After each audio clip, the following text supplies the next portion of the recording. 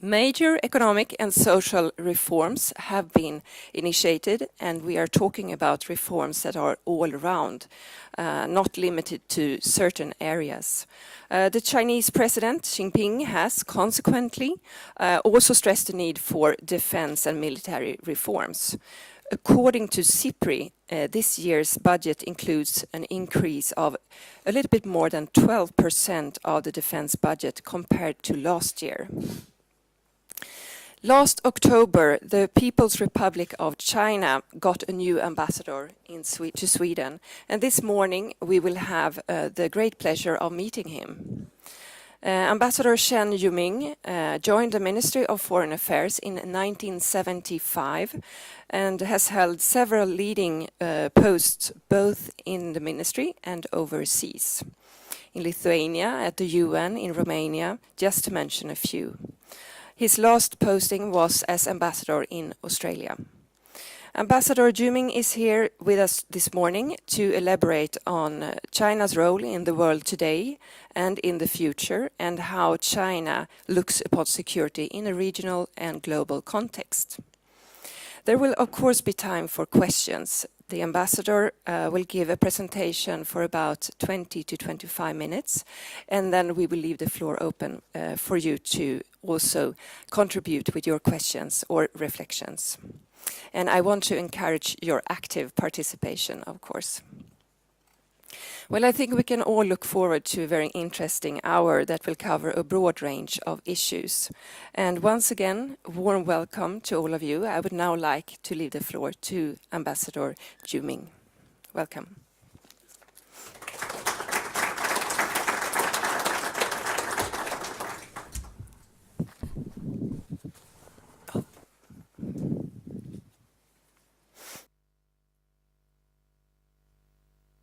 Ms. Lena Bartholson, dear friends, ladies and gentlemen.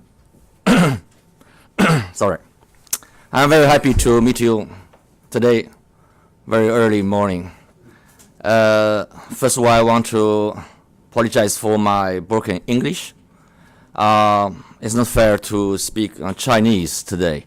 So I will have a very short introduction, and I'm willing to answer your questions. Hope this morning will be not so challenging for me, and I'm trying to do my best. Every time when I came to Afghanistan, I'm deeply attracted by its classic elegance and charm. It's a cradle of a forever young nation, merges history and modernity. It urges me to reflect on our two countries today.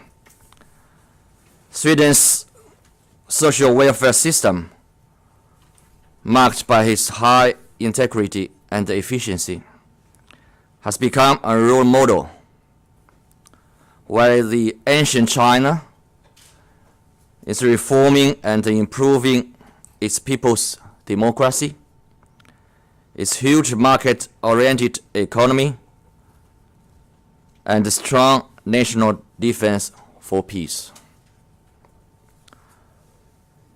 35 years ago, China started its course of reform and opening up, keeping pace with the historic trend for peace and development. But China is still a developing country. China has achieved a total GDP volume of 9,100 billion US dollars, but the per capita GDP is only 6,000. We see made in China products everywhere in the world, but our per capita export volume is only 1/10 of Sweden's. Unbalanced development, insufficient innovation are our most prominent problems. The aging population and the middle income trap are challenging. Upgrading our development path is the only way out. The People's Republic is only 60 years young. We have the courage for reform, and we will succeed. So, what we should do? Let me share with you China's blueprint for the future.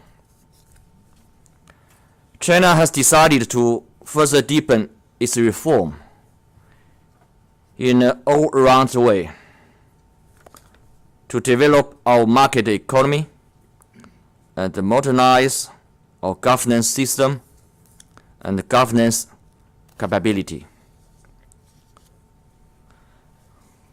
Sweden pioneered People's Home, where China is practicing people-first governance. Domestically, we are promoting multi-entities social governance, an extensive and multi-layered system of democracy. We are reforming our judicial system, making judgment of cases even more independently.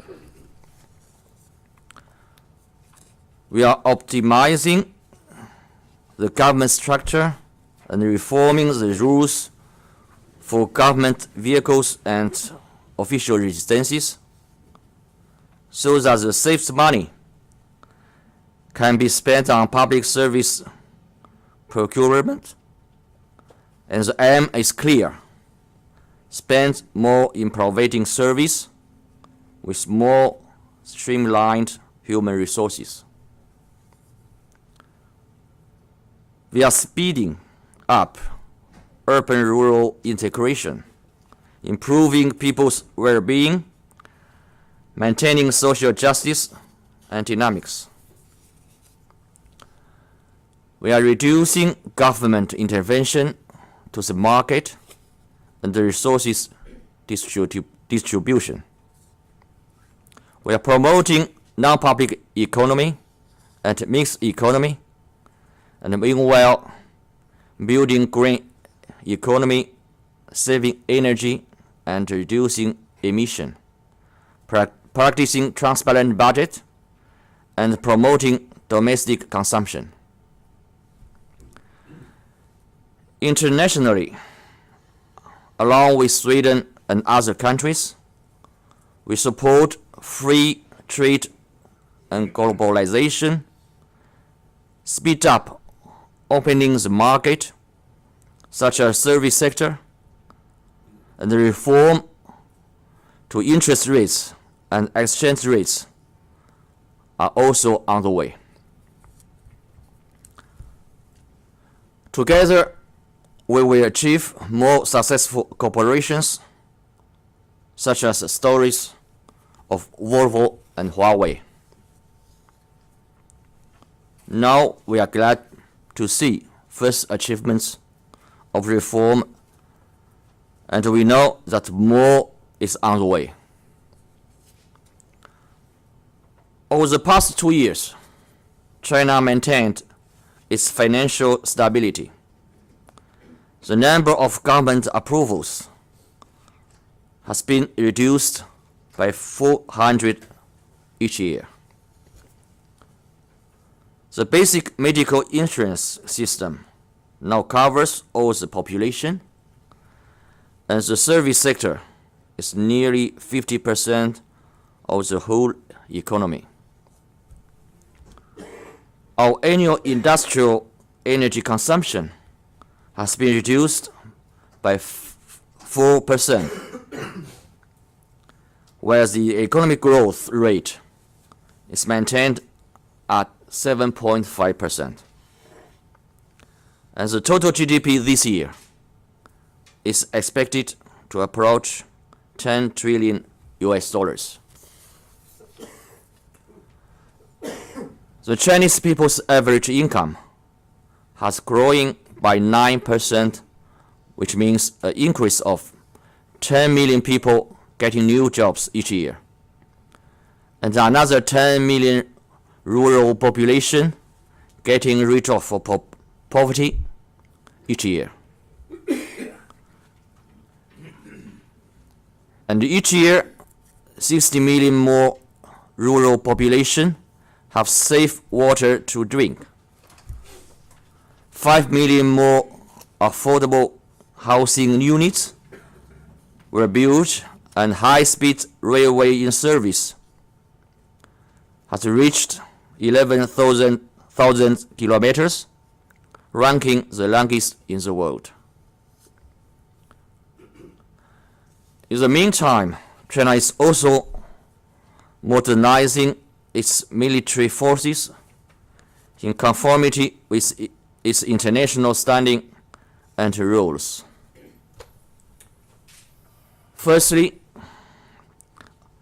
I wish to stress that throughout history, China have had a security culture regarding peace as most valuable, and the basic concept is taking neighbors as friends and partners.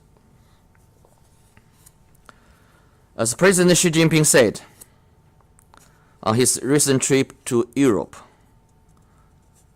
that, may I quote, Chinese people treasure peace and hope to seek, maintaining and enjoy peace together with other nations in the world. He also said that the sleeping lion, which Napoleon once described, has waken up. But what the world sees is a peaceful, friendly, and a civilized lion.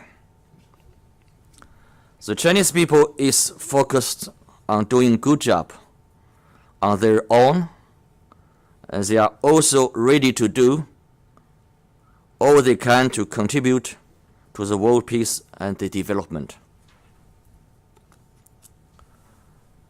Secondly, as the old Chinese saying goes, without defense, no country can stand among nations, and no nation can be safe.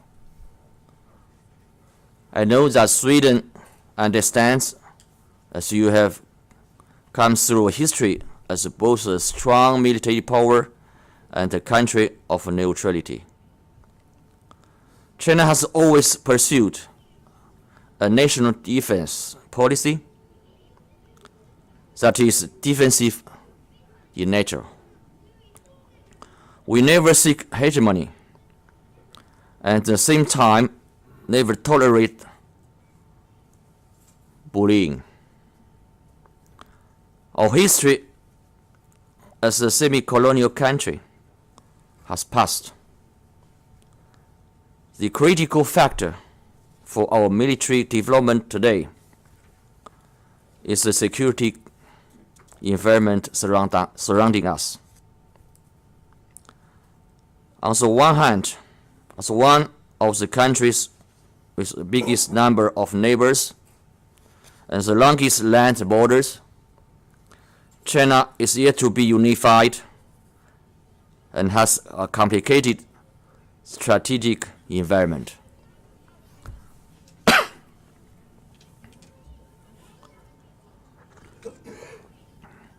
On the other hand, most of land borders disputes have been resolved peacefully, but we are still faced with complicated problems of marine security.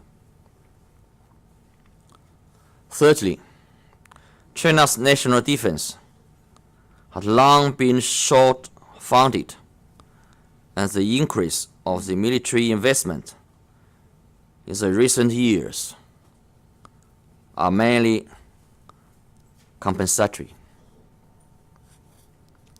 In 2014, China's defense budget is increased to 130 billion US dollars, but it is only 1/5 of the United States. China military forces are yet to be fully mechanized, and the equipment for the Navy and the Air Force are still lagging behind major power of the world. Meanwhile, we are faced with the serious challenges of upgrading our military IT systems. The transformation toward joint operations, civil military integration, and the military professionalization has only started when the intelligence and the space technology has become state of art, and we have to catch up. To achieve a leapfrog development for the Chinese military forces, the cost could be huge. I heard that the Swedish armed forces often finds itself stretched with the current 40 billion crowns for its 20,000 peoples. If this ratio was proportionated, the Chinese military of 1.3 million people, we would need 4,000 billion crowns, which is 5 times more than China's current military spending. Finally, the world has never been entirely peaceful. After the Cold War, we see regional conflicts increased rather than reduced.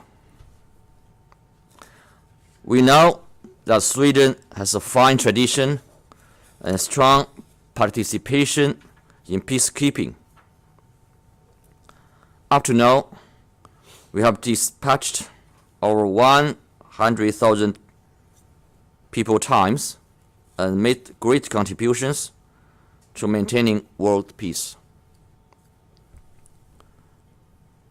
As a big and responsible country, China has been actively fulfilling its due obligations. We have dispatched a peacekeeping force of more than 20,000 people times, ranking number 1 among the 5 permanent members of the UN Security Council. Over the recent years, we have also played our roles in maritime escorts and international rescue. China has also been active participant in joint exercises, drills, and other cooperations of various forms, which have been helpful in promoting dialogue and mutual understanding. History has proved that a trigger-happy country is doomed to perish, no matter how big its size. History will prove that China is a country of responsibility and a constructive force for peace. Thank you.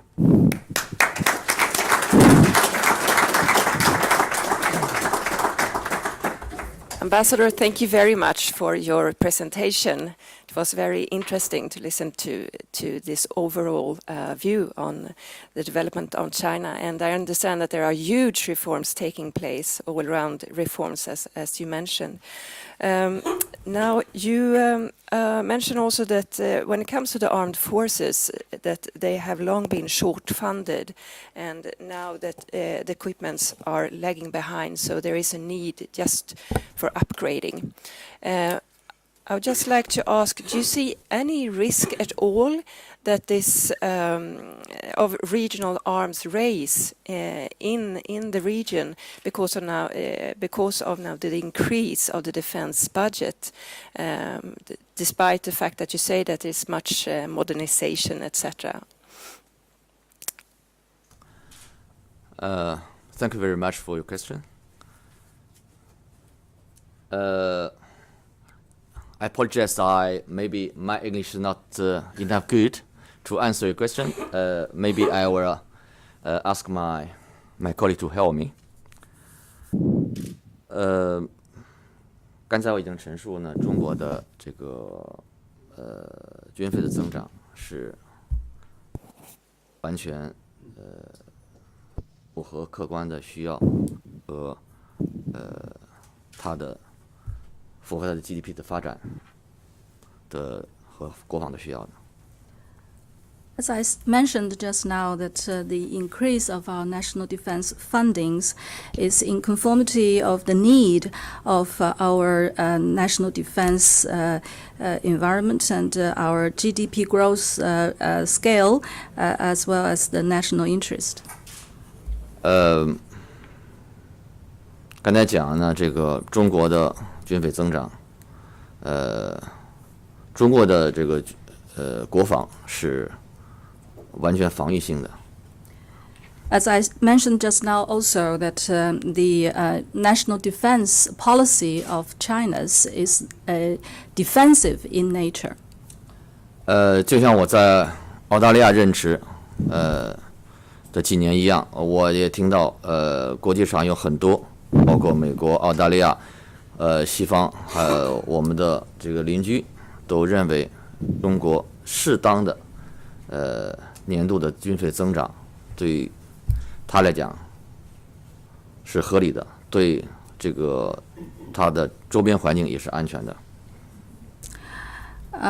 Actually, when I was serving as the ambassador to Australia, I also have come across many friends from the Western countries, including that of the Australia and the United States, and they all admit that a certain amount of increase of military fundings in China is quite rational, and they can understand why we do that. 如果把这个地区，我不评论呢，其他国家在这个军备方面的行动的作为，但是如果把这个地区的军备增长，归结于中国的军费增长，我觉得是不公平的。And those growth of funding is in conformity with the need of the security environment in the region where we are located. And also, I think that the raise of armament in Asia-Pacific region cannot be related to China's growth of military funding. 当然呢，我们认为每个国家都有它的需要，但是它的需要要符合这个有利于这个地区的稳定与和平。中国是坚定的这个不宜的走和平发展道路，而且呢是坚定的坚持这个它的防御政策。Of course, all the countries has their own right to develop their own military forces and to serve their own interests. And I think what they have to do has to be in conformity with the interest in general of the regional peace and stability. And China will adhere to the road of peaceful development and adhere to our own national defense policy. 我不知道呢，是否呢有些国家的政策，在防务政策有所改变，但中国没有。I'm not sure if any other countries have made any changes or adjustments to their own national defense policy, but China's has been the same all along. Okay, thank you very much. So it is a defensive defense, and but I wonder then, what are the security challenges? What security challenges do you see in the region? 刚才说呢，世界并不太平，我们还有很多面临的挑战，包括这个所以呢，中国必须和其他国家一样，要对此做好准备。As I mentioned just now, that this world has never been entirely peaceful, and we are faced with many kind of challenges. And like other countries, China also has to be prepared. 我们和瑞典以及这个我所工作过的澳大利亚和其他国家一起，比如说我们参加了在索马里附近的海域这个防好的海盗的这个护航的行动。Together with many other countries like 这一 Sweden, 个举例，比如说for example, together with other countries like Sweden and Australia, where I have worked in, we participated in many operations and missions like shipping escort, ocean-going escort, and like the ones in Somalia. 在索马里附近海域了。In the sea areas around Somalia. 所以呢，我觉得在这方面，我们的这个军队，我们的中国的军事力量表现出它这个良好，发挥重要的作用，和其他国家的军队一样。And in this regard, the roles that China's armed forces has played is as on the equal footing and as good as that of the other countries. 最近呢，这个非常不幸的，关于马来西亚航空公司的这个搜寻工作，也各国呢有关国家动用大量的这个军用和民用力量。Around this very recent unfortunate incident of the Malaysian airline, the missing of this airline flight, we Chinese armed forces also air forces also participated actively with the other countries together in these searching operations. 当然这里包括军事和这个民用 Not 的 only 力量。 military air forces or military forces, but also civil ones. Thank you. We have a question here from Ambassador Åberg. Thank you very much, Ambassador. I was actually going to ask you to expand a little bit on what you so elegantly described as the complicated strategic surroundings of China, but you have more or less you've already covered that, I suppose. So I would then like to focus instead on a domestic issue. You mentioned that the judicial reform is coming up. Could you expand a little bit on that one? Thank you very much, Ambassador, for your question. 中国的呢这个正在进行全面的改革进程。China is carrying out a comprehensive reform procedure. 应该说呢，这个这是历史上，如果说人民共和国成立以后，有过2次。如果76年是第1次，那么现在是第2次非常重要的改革。Throughout the history of the People's Republic of China, we had carried out 2 major reforms.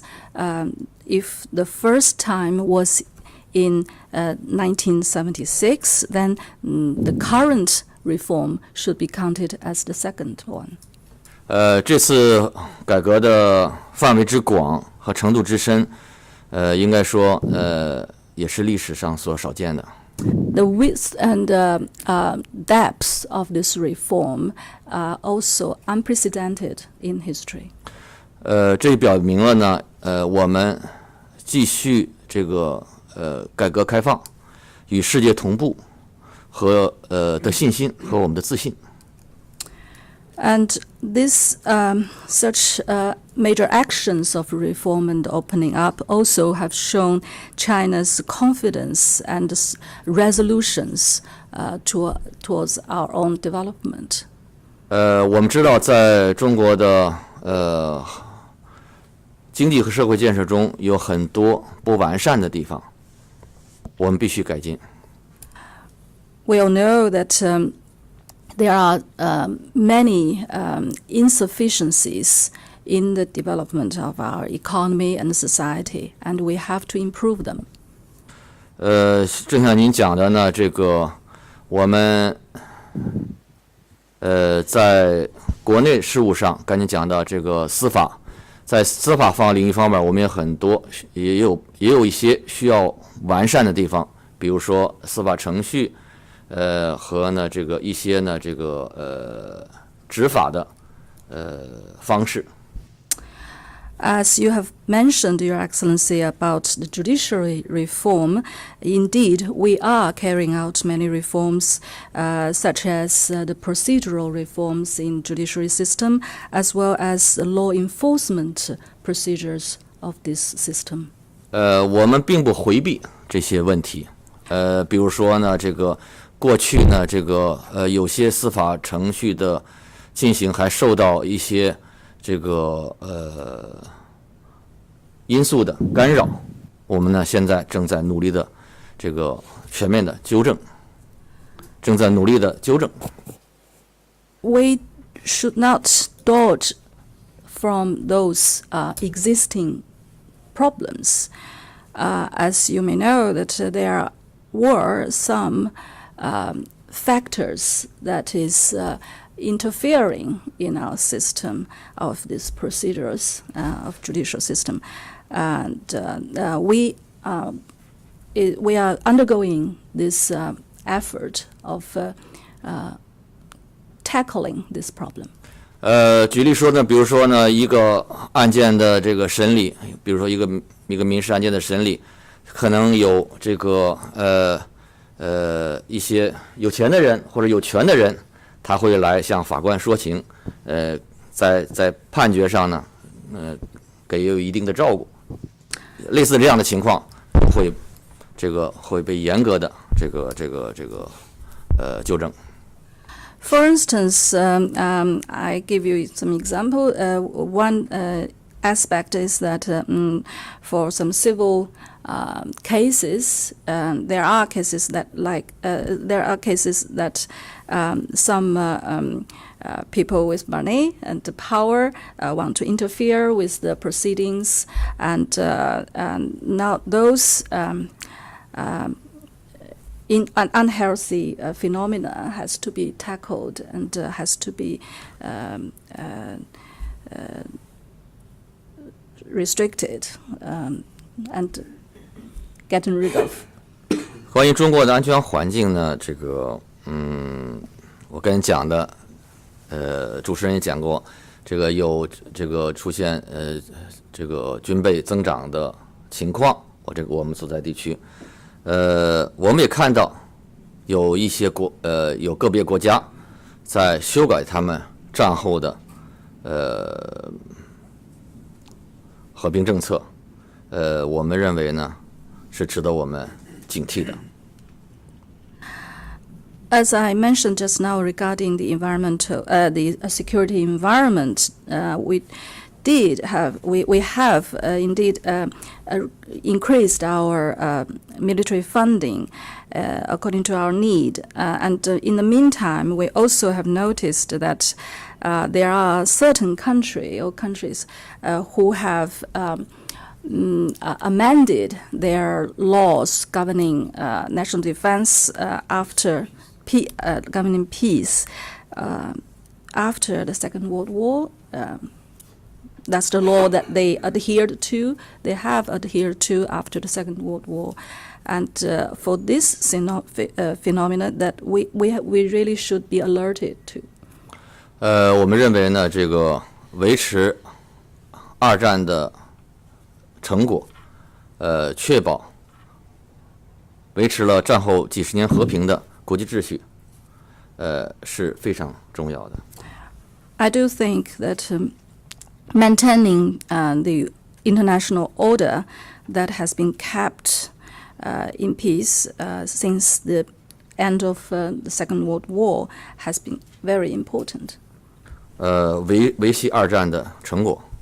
That's very important to maintaining the fruit or achievement of the Second World War.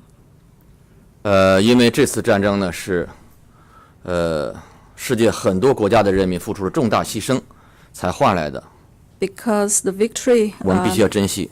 of the Second World War are won with sacrifices of so many countries in the world, and we have to treasure.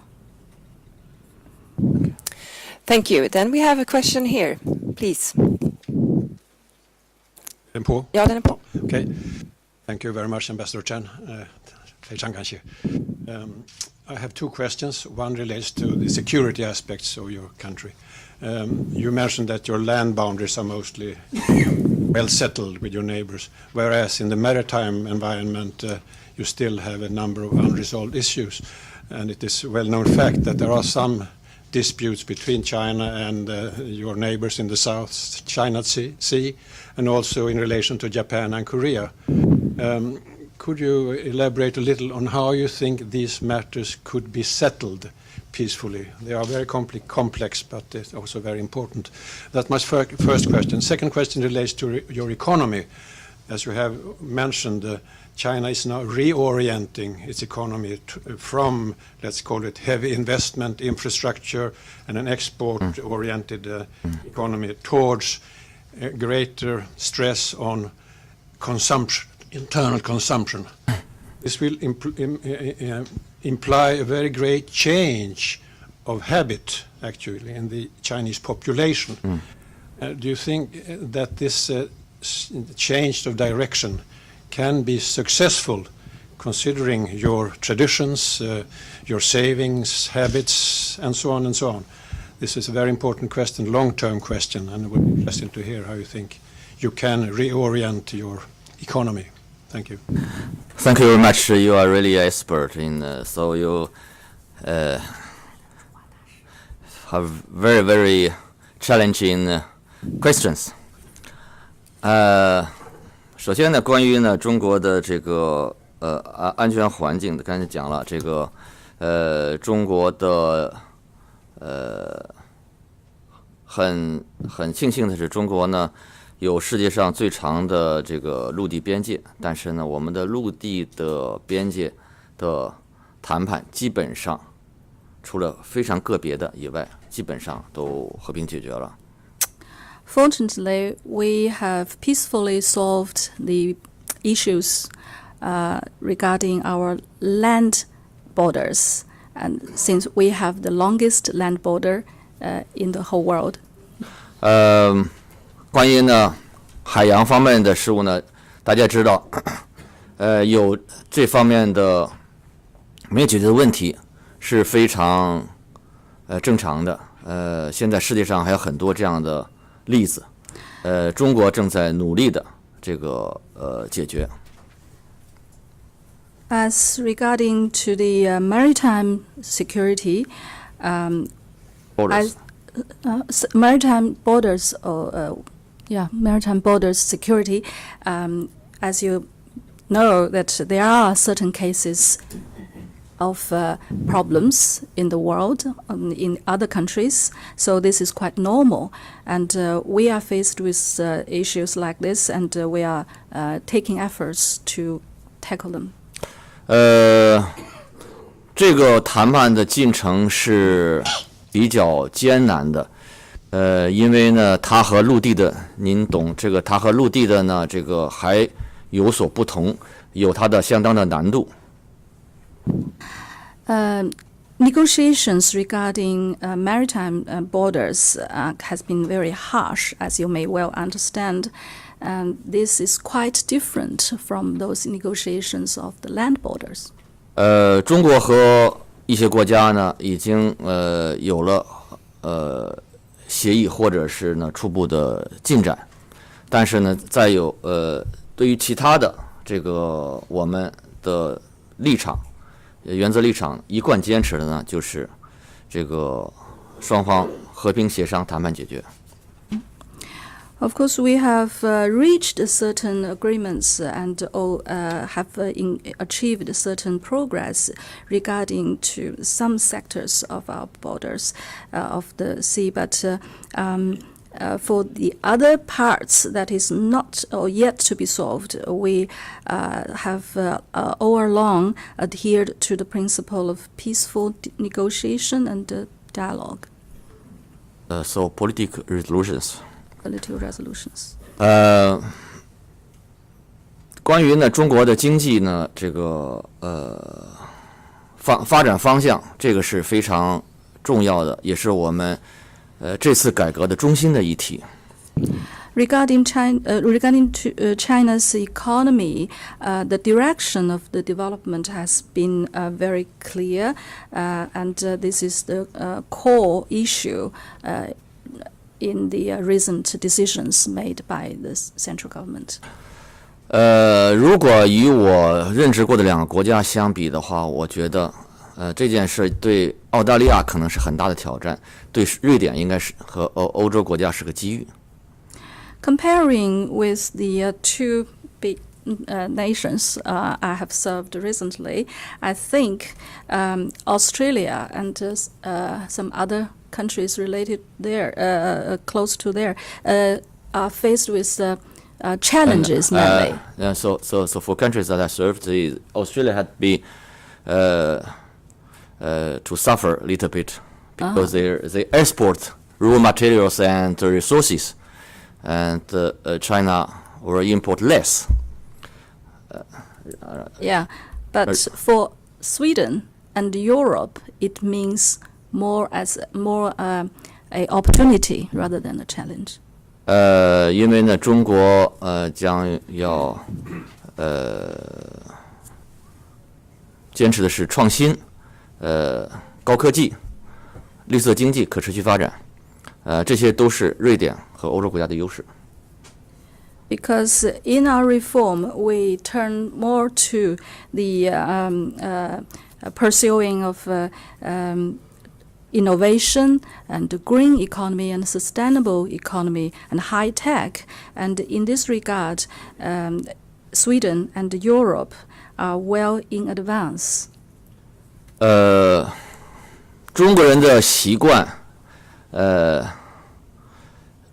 正像我这个服务过的，正像我这个常住过的美国一样，美国人的习惯也是一样，都很难改。中国人不太喜欢花钱，美国人太喜欢花钱。People's habits die hard, like the countries that I have. One of the countries, particularly, and I served. That is the United States. They have a habit of spending, but China, the Chinese people's habit, in terms of saving money, they just save, a lot. It's a tradition not to change for 1 year too, so it will be a very difficult and a very long process. But we should do, because that's the situation. The Chinese people should save money, not because that's a tradition, but because they should save money for their children, for their children's schools, for hospital, for housing. Now our government try to work out to assure the population to spend, not to think too much to the future, or if they will have money for house or for hospital. So the improvement of security, social security and social welfare system, they're one of the most important task and maybe target of reform for Chinese government. So maybe we try to do that through those reforms. I'm not sure if we can succeed in 1 or 2 years, maybe. Any case, not before my retirement. I will retire after maybe 3 years, but neither my children, because I have no children. I'm sorry, and but I hope my friends' children will catch up and will have this good time as Swedish people. I hope. Thank you. I realize that we have only like 10 minutes left, and I have lots of questions here, but we take 3 in a row and very quick, and I appreciate if you are brief. Please, Anders Rune first. Yes, my name is Anders Rune. I'm representing the Swedish engineering industry. That's most of the manufacturing industries in Sweden, including the defense industry.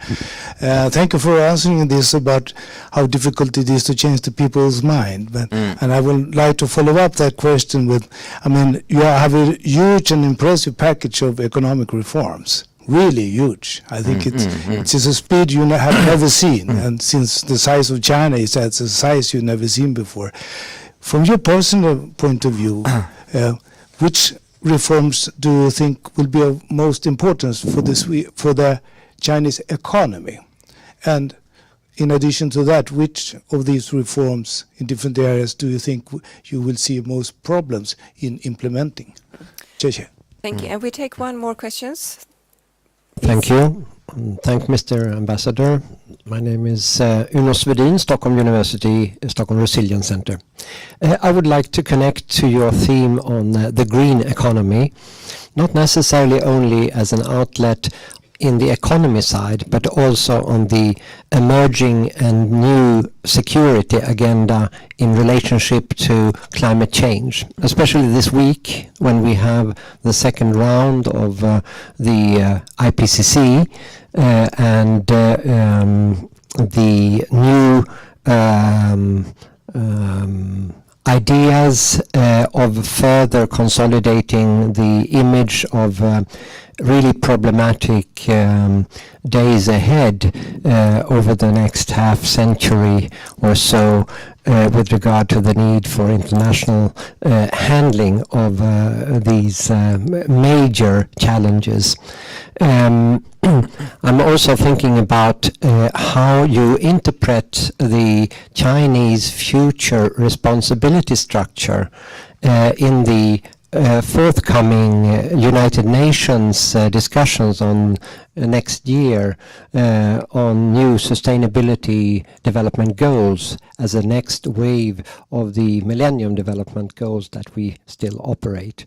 And in that context, how you see the emerging and very important role for China, also how to strategically see this as a challenge that you can contribute to, not necessarily only as this internal green economy, which is interesting in itself, but as a security aspect.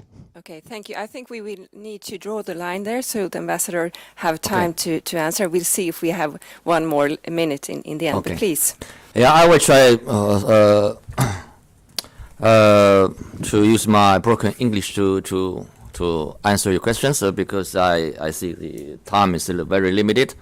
If you didn't understand, then you may ask me to repeat. So first question related to Chinese economy. I think I have the same impression that the targets are very difficult for the reform is huge, and the targets are very, very heavy for current government. So maybe I as a diplomat ambassador, I should have this confidence. But as of course, as ordinary people, I hope all of the targets will be accomplished. So, but of course, the of course, one important part of those targets will be how to say we will succeed to do